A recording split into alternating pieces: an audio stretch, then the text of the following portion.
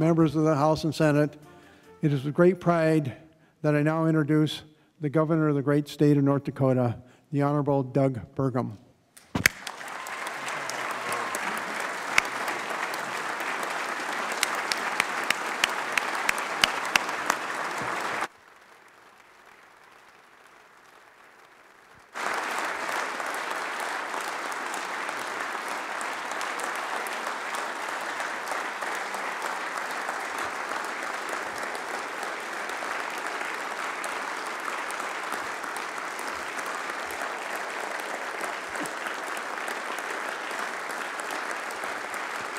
Thank you, thank you.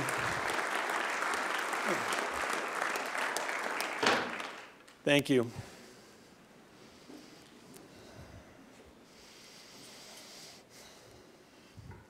Lieutenant Governor Sanford, Governor Schaefer, where's Ed? Right there, okay. Thank you for being here. Justices of the Supreme Court, Mr. Speaker, distinguished members of the 65th Legislative Assembly, elected officials, First Lady Catherine, and of course, Joe, Jesse, and Tom, Sandy Sanford, and fellow citizens of North Dakota, all my family and friends who've come from so far from around the country, welcome and thank you all for being here today. Where do we start? Let's begin with gratitude. I've personally experienced the power of gratitude, and I've watched it change outcomes, change organizations, and I've watched gratitude change lives. Gratitude's power comes from intention and expression. Gratitude requires us to think beyond ourselves. And gratitude, it's got a special quality. It can warm your heart on the coldest of days, just like today. Another special thing about gratitude, because we all hold the power to create and express as much gratitude as we choose.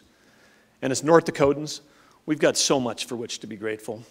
First of all, in this room surrounded by all of you, I need to say thank you to all the elected officials serving our citizens at all levels of government. Your courage to be in the arena stands out and deserves our respect and acknowledgement. This past year, our citizen-led legislature was singled out in Time magazine, which called North Dakota's approach a government Jefferson could love. And further stated that what's going on in these halls was that it still carried the day was a sense of purpose. The November election brought many new faces to Bismarck to join in that common purpose. So I would ask now that all there's 32 new legislators serving their first session, new statewide office holders, Josh Gallion, John Gottfried, Jared Tufte. Let's all stand and recognize these new elected officials.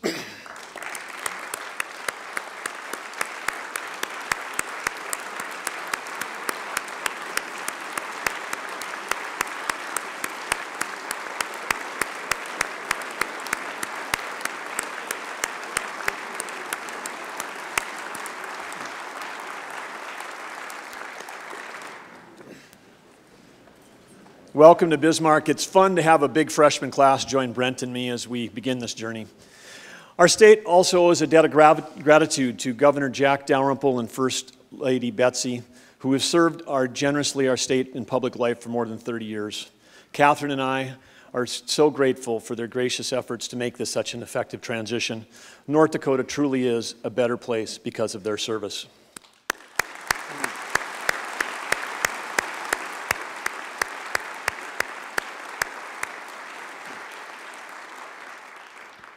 Too often we take for granted the importance of public servants working on the front lines. They keep our roads plowed, they teach our kids, and they protect our environment. We're indebted to your service and dedication. Today I'd like to recognize 3 of these citizens for their outstanding commitment to the safety and security of our state. The first is North Dakota National Guard Sergeant First Class James Howie, who owns an electrical business in Fargo. Sergeant First Class Howie needed just 2 weeks in December to connect 2 separate guard and law enforcement operations in southern Morton County to the local power grid. His quick and capable work will save the state hundreds of thousands of dollars. This project could not have been done without his knowledge base, his civilian acquired skills, and his ability to lead soldiers effectively. Second is Captain Brian Newman of the North Dakota Highway Patrol. He spent his career ensuring our safety, including helping save a motorist's life from a watery crash in 2009. Captain Newman currently serves as our Highway Patrol's emergency response Team Commander. In this role, he's been working tirelessly to reach a peaceful resolution to the protests, while at the same time ensuring the safety of all involved. Third, Sergeant Brian Steele is an Army veteran with 17 years, a member of the Morton County Sheriff's Department. He's responded to every protest event in the county since August 10th, sometimes working 14-hour shifts for more than 20 days in a row, working holidays, missing anniversaries, birthdays, and other family events. These three are with us today, and I want to recognize those three and also the hundreds of other individuals across the state involved in law enforcement, emergency management, operations, and support operations, because we're indebted to you and we offer you our deepest regard for your service, your professionalism, and your restraint. Please stand and be recognized.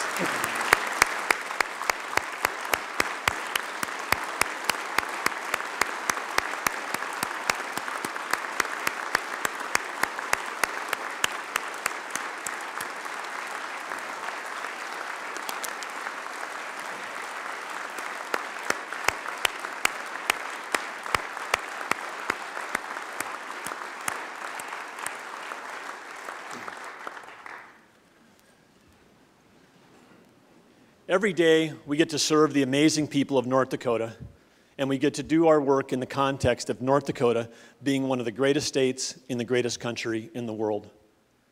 This is a place which honors and protects freedom of speech, freedom of religion, and the right to bear arms.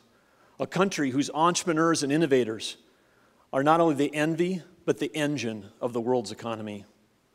But today, we also live in a world of fundamental change. And that change is being driven by the powerful and unstoppable forces of technology. Yes, the combination of incredibly cheap digital storage, fast bandwidth, cell phones so powerful they're really supercomputers, enormous amounts of highly accurate, automatically collected data, all powered by the magic of software. These forces are changing everything. They're changing every job, every company, and every industry. Yes, we're facing a budget revenue shortfall. But it's not because of scarcity. When I was in high school in Arthur, I was told two things that were certain in our world. First, the world's population would explode and we wouldn't have enough food. The second was that we'd certainly run out of energy. Let's fast forward to today. America's and North Dakota's farmers are among the most productive in the world. A drive across the state, yes, they are, absolutely.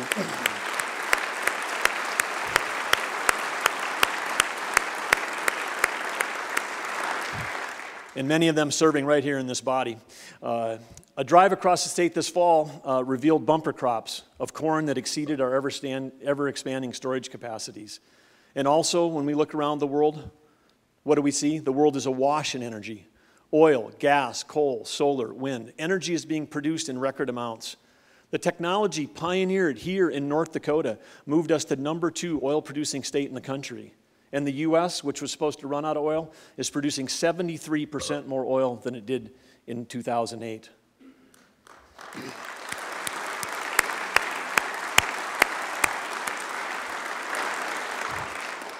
Prices are low, farm income is way down, and our state revenues are lower by nearly $1.5 billion. But again, not because of scarcity, because of this abundance. Abundance that lowered the price. Abundance driven by technological changes.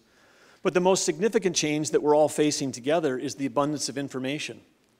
A common error that we can make as humans is thinking that change is linear. We've said it, we've seen change in our life. We've all seen it before. So we convince ourselves that we're prepared. But the underlying digital forces driving today's economy and driving today's change are not linear. They're exponential. This simply means that change is accelerating at an ever-increasing rate. In just another decade, computing power will be 64 times more powerful than it is today, and again at a fraction of today's cost.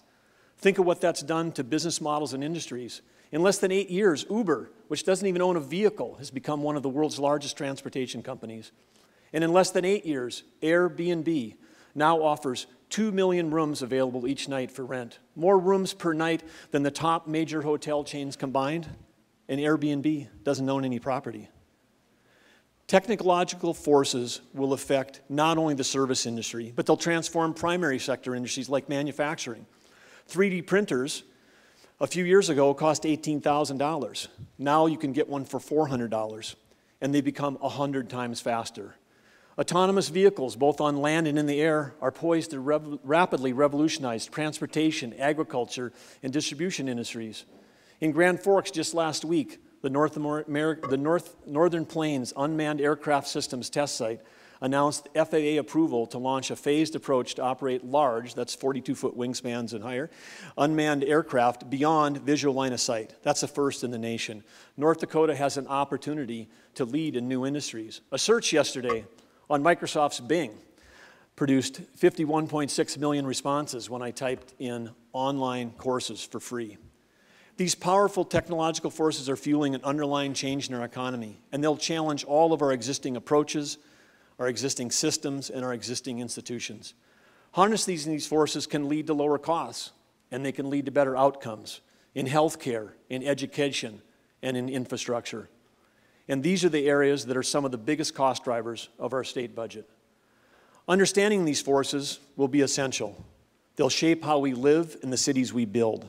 They'll also help us create and retain a 21st century workforce, help us attract more entrepreneurs and innovators to keep our children and our grandchildren in North Dakota.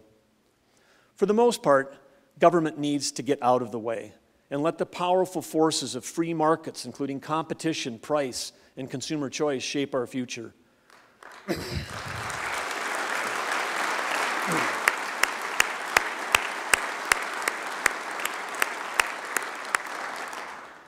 Overregulation not only increases costs, it can dangerously misallocate both human and financial capital, misallocating these important resources away from the investments that do the most good for the most people.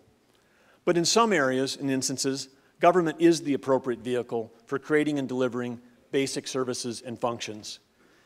And in these necessary areas, the question is not, is government good or is government bad?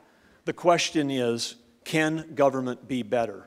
The answer to that question is yes. And in fact, in the context of a rapidly changing world and a rapidly changing economy, the answer must be resoundingly and unequivocally yes.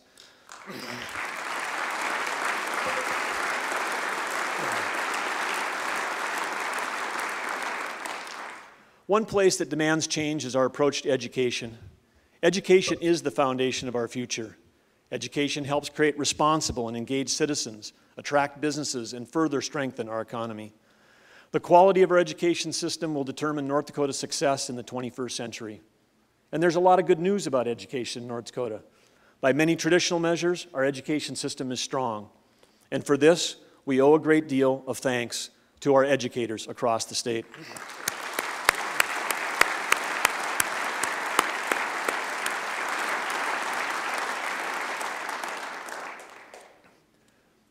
But here's our challenge. Our basic education model dates back to before statehood. Then the primary method of knowledge transfer was a teacher in a one-room schoolhouse and a few books, transferring that knowledge from that teacher to those kids. 100 years later, when I attended high school in Arthur, there was a few more teachers and there was a few more books, but the method of knowledge transfer was basically still the same. Today I've got my 3 children here. My youngest, Tom, who's a senior in high school. His experience doesn't look much different. Most students in North Dakota today still study isolated subjects, sit in rows of desks for 50-minute periods, and wait for the bell to ring.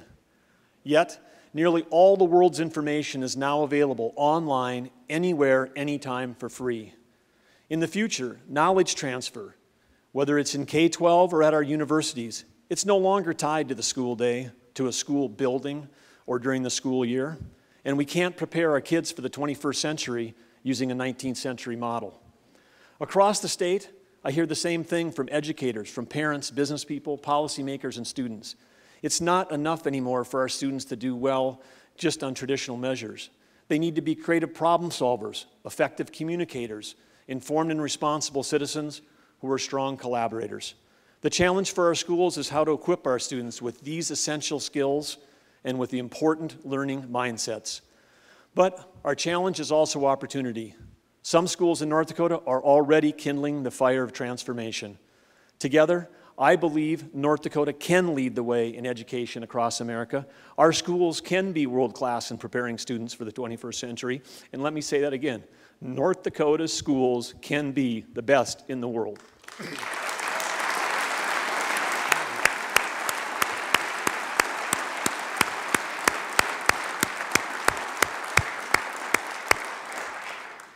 History shows that we can change systems. It's hard, but we can do it. But the way to get it done is by trusting and empowering the people doing the work. We need our superintendents, our principals, teachers, and yes, even our students to lead the way. But we can't put this entirely on their shoulders. Parents, the business community, community organization, all legislators have a role to play. We must also reframe education. We got to stop thinking about education as just K through 12 and higher ed. Education is a lifelong endeavor. It's not something that merely ends with a diploma. Education affects every person in every industry, and its outcome can be measured in the daily lives of everyday North Dakotans. In today's world of abundant, free, and mobile information, we have to also start rethinking about all of our institutions that were built around the idea that information was scarce and only accessed at physical locations. To thrive in this new paradigm, we need to instill a powerful culture of courageous curiosity across the state. Anything, and I mean anything that's being done simply because that's the way we've always done it, should be and must be rigorously and respectfully questioned. Whenever we're spending the public's dollars on infrastructure, we can upgrade our methods, our systems, and our frequency for gathering input and feedback. As we're learning, better consultation with citizens and neighbors can identify areas for collaboration and lower our costs over the long term. And no matter what, in this new world, all of us must have the courage to admit that we can always do better. As North Dakota embraces the 21st century economy, government must also embrace the technologies and processes that drive success and innovation in the private sector. Our budgeting practices are ripe for this kind of reinvention. Starting in the next full budget cycle, we'll implement zero-based budgeting. Combined with better success metrics, we can focus our spending where we get the highest return. We also need to examine our forecasting systems and models. Forecasting is difficult in a commodity-based environment and when there's no insulation from the volatile price swings in our big energy and ag sectors. But our current revenue forecasting model still is not accurately reflecting the linkage between the lower commodity prices and sales tax selections. We continue to miss the monthly revenue forecasts, and these misses may require additional attention this biennium from this legislature to keep our state government funded. Going forward, we need to establish an approach to revenue risk management. Every grain elevator in North Dakota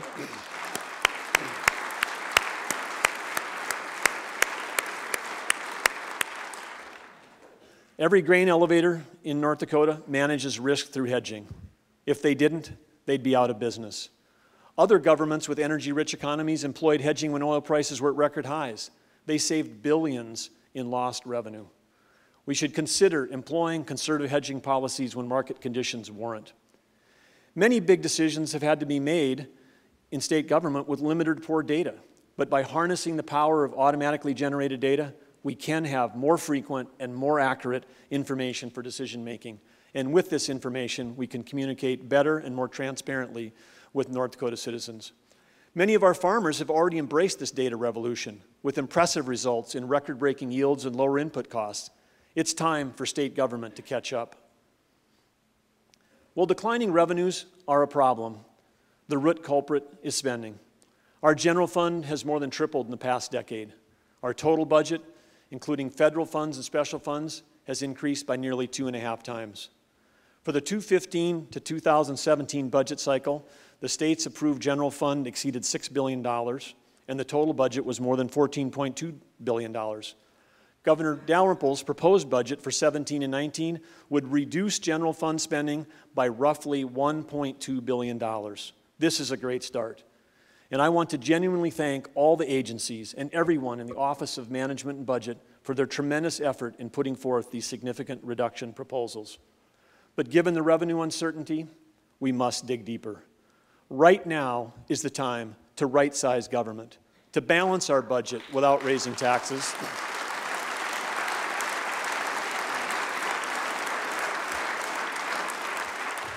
and to fund our priorities, to do more with less, and to measure our success, not based on the size of our budgets, but on the quality of results and our return on investment. Some of the recent spending growth came from the state's increased role in buying down the local costs of education and property taxes. We all remain committed to funding education, but in light of the changing world, we need to challenge ourselves to find more cost-effective approaches that produce better results. At the same time, the state should find an off-ramp to remove itself from the local property tax buy-down business without shifting the burden back to local political subdivisions. Time has shown that our current buy-down approach has multiple shortcomings. First, it's not free money. It's tax money coming in one door and then being redistributed out another door in an attempt to lower others' taxes. Second, because it's based on a percentage of local government spending, it's an unsustainable expenditure line that continues to grow and grow. But perhaps, most dangerously, it acts as a subsidy, which entices communities to make long-term investments they may be ill-equipped to afford. So we must begin the long, hard process of reforming property taxes. And our administration is open to any and all ideas to reform our current system. But to achieve true long-term property tax reform, it requires that we reduce the cost of local government.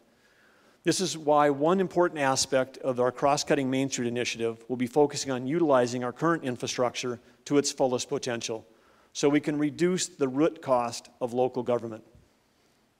Regardless of population, our city budgets are driven significantly by the linear feet of infrastructure, the amount of curb, gutters, sidewalk, roads, sewers, and waters. The length of overall infrastructure drives the cost of snow plowing, street maintenance, garbage collection, and police and fire coverage. In our larger cities, it also drives the number of fire stations and police stations, water towers, arterial roads, and interchanges. I think we've all seen repeatedly across the state the construction of a new school on the outskirts of a metro area. What's resulted from that? Long-term, huge sometimes, ongoing costs to deliver city services. Yes, how we design and grow our cities has a huge impact on property taxes. With better design, we can create great opportunities for the private sector. We can keep our property taxes in check, and we can attract the talent we need for the 21st century. Because it takes more than great jobs for us to compete as a state today. It takes safe, healthy cities with vibrant, walkable main streets and downtowns to attract and retain a skilled workforce. That's why Lieutenant Governor Brent Sanford and I will be partnering with mayors and city commissioners from across the state to ensure that the Main Street Initiative provides all interested communities the tools, the programs, the empowerment for smart and healthy growth. Reinvention also means taking a hard look at our state agencies, approaching them not as standalone silos, but as a network of programs with overlapping areas. Through cross-cutting initiatives, we can find efficiencies and savings in all areas of government. In the coming weeks, we'll offer amendments to Governor Dalrymple's budget. And after the session, we'll continue to comb through state government budgets and operations. My leadership team is confident there are many ways we can make government leaner and more efficient so we can better serve the citizens of North Dakota. Let me share a recent experience. Last month, I was walking to work through an alleyway in downtown Fargo. A young man was walking towards me, and for the purposes of today's conversation, we'll call him Matt. Temperature was cold. It's in the teens. I thought it was odd. He had his coat wide open. He wasn't wearing a hat. I recognized him as someone I'd met on the street earlier in the year, someone who regularly hung out in downtown. On occasion last summer, he'd proudly shown me a BMX-style bike that he'd built himself. This young man clearly had gifts. On that December morning, he was cold, and I invited him inside to warm up. It became apparent that Matt wasn't only cold, but he was also hungry, he was exhausted, and he was distraught. I offered to get him some food and some winter gear, as any of you would have. He politely but firmly refused. Matt didn't take handouts. He'd been raised, like many of us in the Midwest, with a proud independence, believing he should be able to take care of himself. Matt's coat was open because he'd been walking all night. His prized possession was his bike. Out of fear of it being stolen when he did sleep, he handcuffed himself to that bike that he built. He had no place to live. Supposed friends that offered shelter only led to further conflict and serious complications. Members of my team called the city of Fargo, and a homeless outreach specialist named Jillian arrived. She was simply fantastic in every way. And as Matt left that morning with Jillian, I might have even felt a sense of accomplishment. We'd made a valuable connection for him with a caring and talented caseworker who could help him navigate a complex world of services. But when I inquired about Matt last week, I learned he wasn't in his 20s. He was only 19 years old. He was addicted to meth. Also learned that he had a prior record. So as we went to get help, he'd been arrested for parole violation. There's many lessons to be learned here. And the first is, regardless of my experiences or education, Matt knew more of his broken home, his lost childhood, his homelessness, his loneliness, his despair, and his addiction than I did. I was learning from him. Learning begins with humility. Everybody, everyone and everybody has something to teach all of us. The second lesson from this story is one of addiction. Addiction can happen to anyone, anytime, regardless of levels of income or education. Addiction can devastate lives, families, and communities. The cost of addiction is high. It's taken its toll in lost jobs, broken families, and increasingly in our state, in tragically lost lives. 61 people died in North Dakota in 2015 from overdoses. We were on track to be ahead of that in 16. A record number of overdose cases were saved through the quick action by our state's valiant first responders and EMTs. But addiction also takes its toll on our budgets. In this past decade, as a state, we spent more than $260 million on new jails at the city, county, and state level. We now have almost 1,800 inmates across North Dakota, which is equivalent to the population of the city of Mayville. And if anybody's checking, Mayville's equal to 5.1 Arthurs. But at the state level, today's annual cost exceeds $40,000 per inmate, and that figure keeps growing. Many of those in our system are there because of crimes rooted in addiction. Jail time without rehab is not a cure for addiction. We need to start treating addiction like the chronic disease it is, and by moving resources upstream, we will save lives and we will save taxpayer money.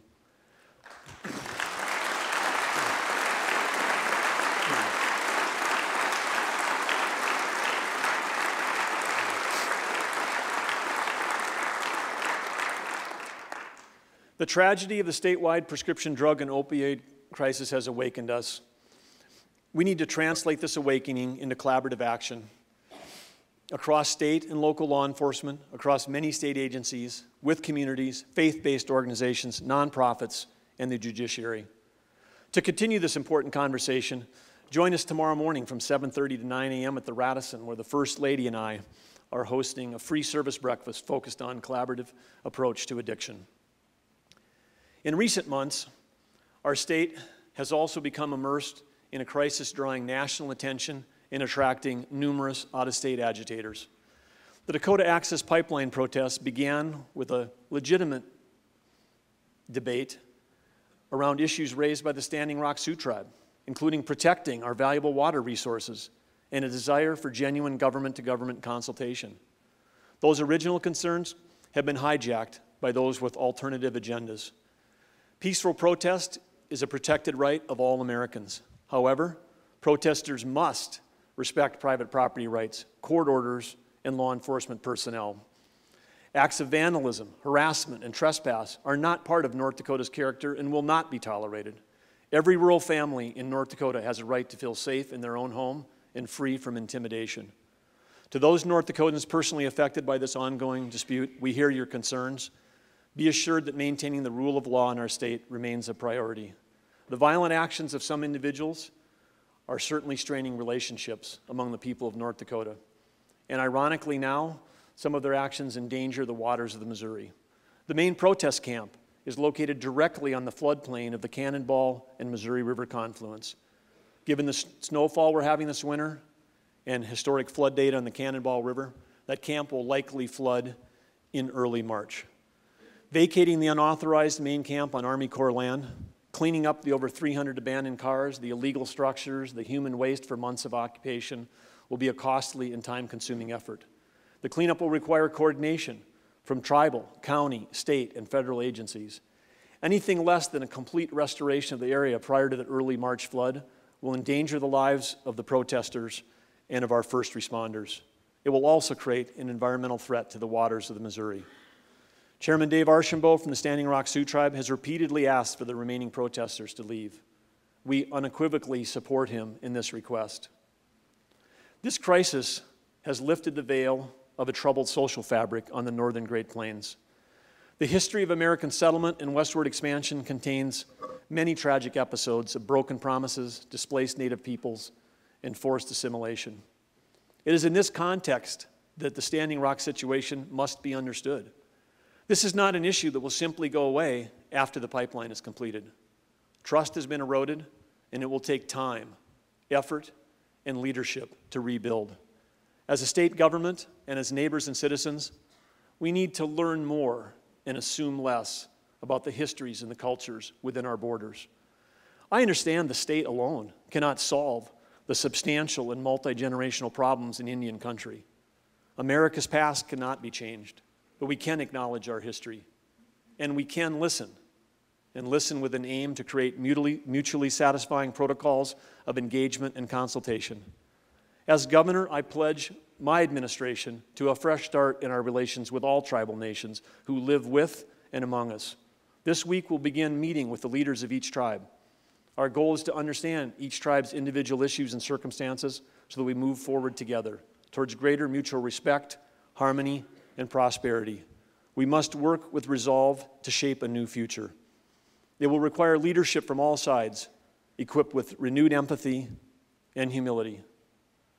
Theodore Roosevelt was right when he said that if America does not work for everyone, it cannot really be said to work for anyone. Our state will never achieve its fullest potential until all North Dakotans have an opportunity to build a prosperous future.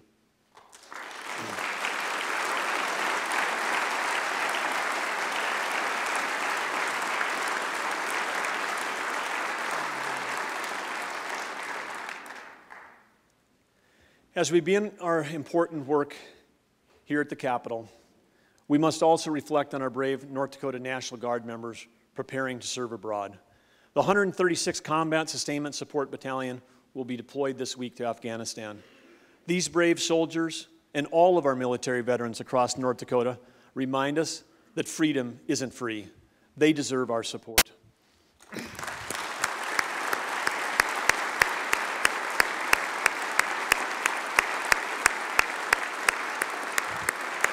And if you're a veteran in this chamber, please also stand right now if you're a veteran, and let us honor you as well. Veterans.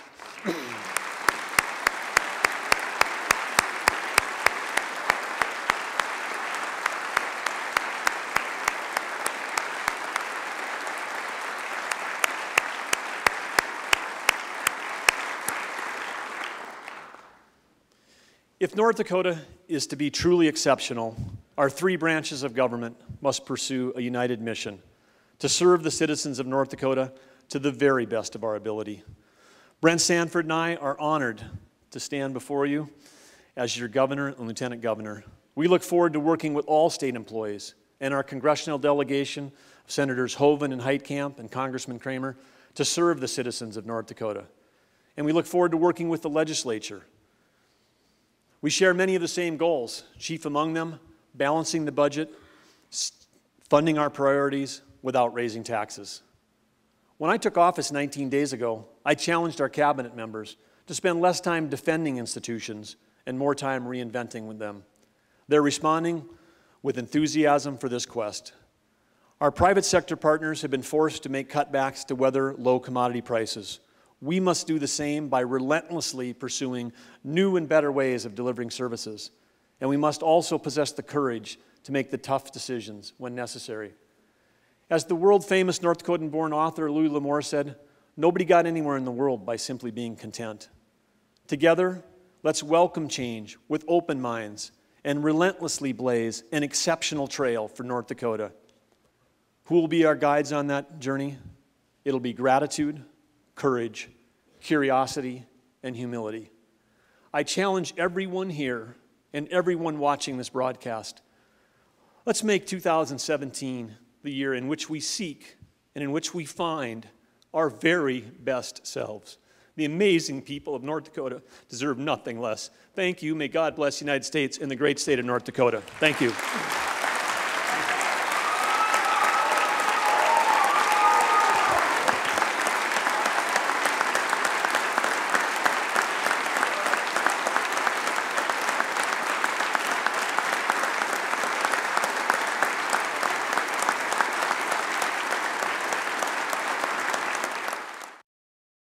Thank you for being here this afternoon as we provide a response to the governor's message today.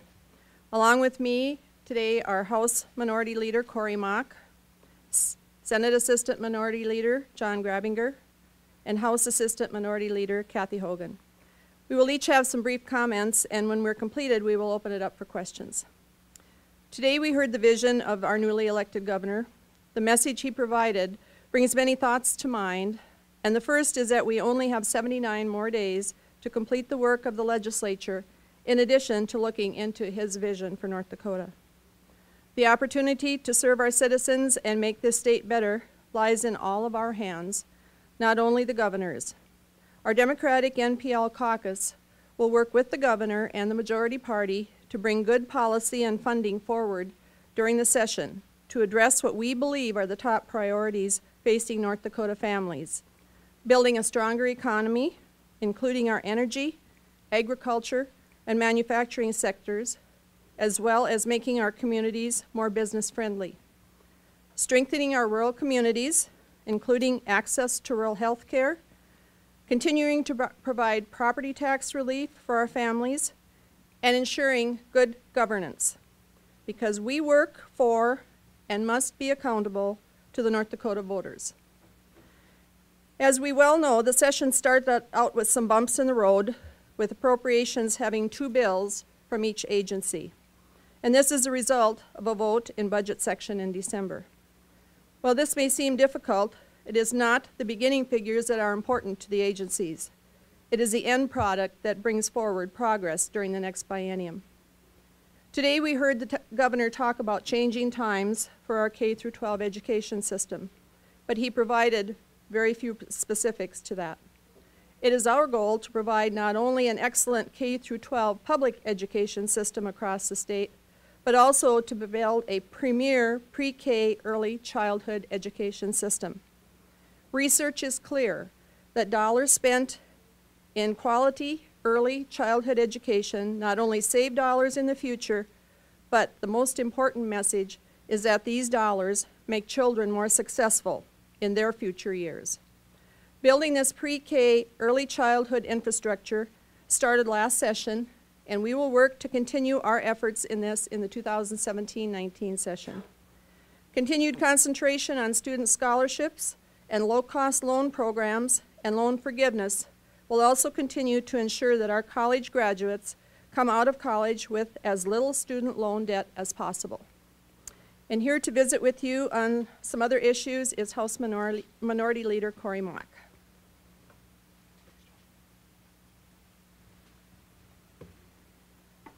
Well, thank you, Senator Heckeman, and thanks to all of you for being here, members of the press. We also want to thank everyone tuning in at home for joining us today. It's been an incredibly exciting day to have a State of the State address with the new governor.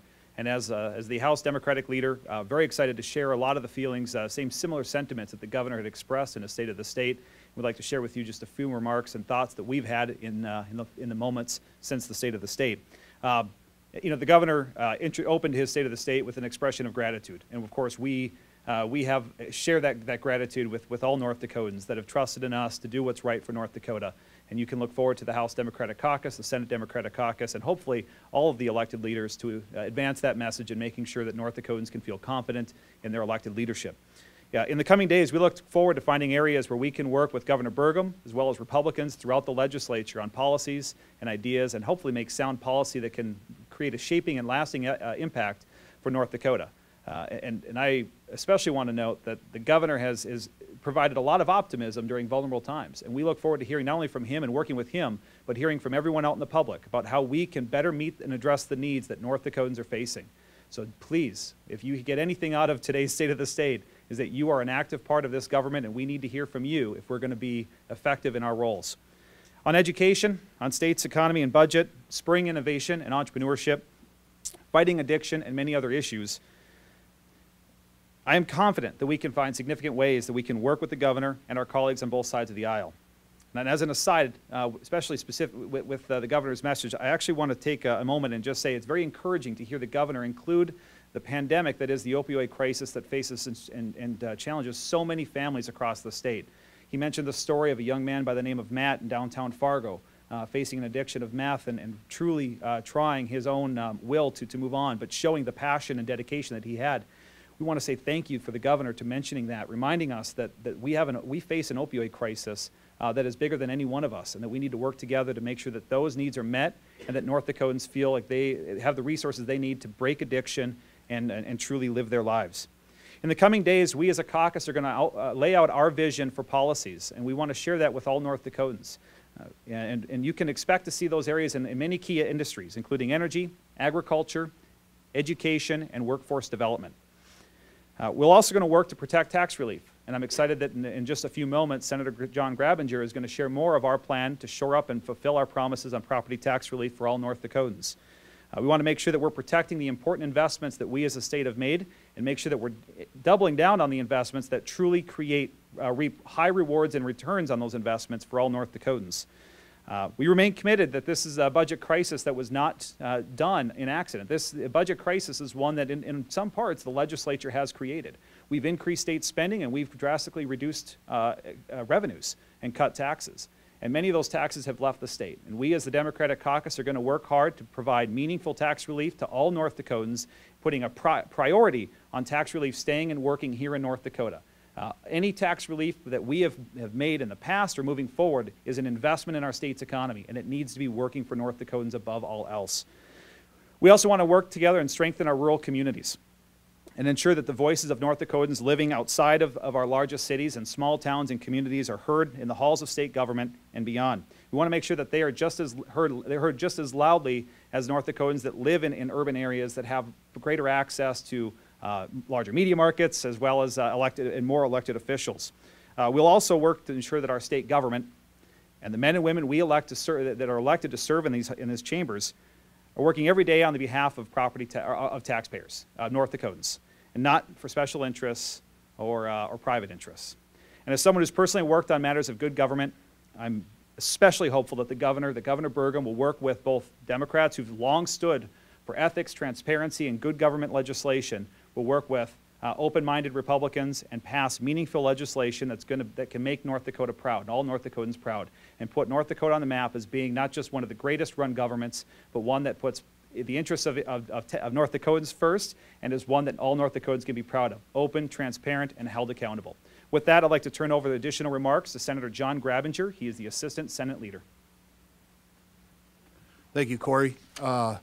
I'm just taking a few moments to work a little bit on the taxes and the property tax that was given. As we move forward with this session, we must take steps to assure the property tax reductions that we passed in the last session are maintained and not rescinded in any way.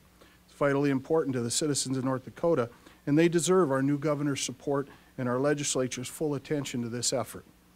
Recognizing the budget crisis we now face, this will no doubt be a monumental task. Let's not forget that not adequately funding our K-12 education system not only forces the burden onto our local governments to guarantee the necessary funding, but will undoubtedly raise local taxes by doing so. The other issue I'd like to mention is the vital need of our state to continue our Medicaid expansion that was proposed and passed in the last session. This has been instrumental in providing the needs to over 20,000 North Dakotans. Not doing so or eliminating this program would be catastrophic to these citizens and also detrimental to our local hospitals. There has been talk on a national level that this program could be eliminated, but having our new governors and our legislature's support, if it isn't, should be expected of us. With that, I'm going to turn it over to our House Assistant Minority Leader, Kathy Hogan, for a few comments. Good afternoon. I'm Kathy Hogan. I'm representative, the Assistant Minority Leader. I have to say that I had appreciated the fresh perspectives that Governor Burgum provided. He clearly has a compassion for people, as demonstrated in several of his stories. My primary concern, and Democrats traditionally put people first, and vulnerable people he didn't really talk about. The elderly, the poor, children who are abused and neglected. And I think one of our big challenges as we look at massive systems change is assuring that the safety net is available to protect the most vulnerable in our communities. And I think we have an opportunity to change, but the realities of it are we have to make change that is wise and prudent and that we don't have people falling through the cracks. We really did lack specific examples, and those will be the challenges that we'll face over the next 79 days.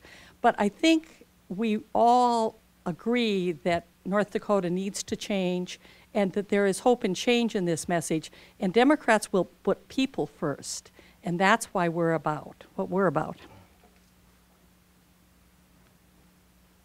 In closing, what we do here in Bismarck in the next 80 days will clearly have a lasting impact on our state's future, not just for the next biennium, but long after. Working with our new administration will be vital to any success we hope to achieve. Your Dem MPL legislators look forward to providing great common sense leadership in this effort to create an effective budget that meets our state's essential needs for the future. And thank you all for listening in. Thank you.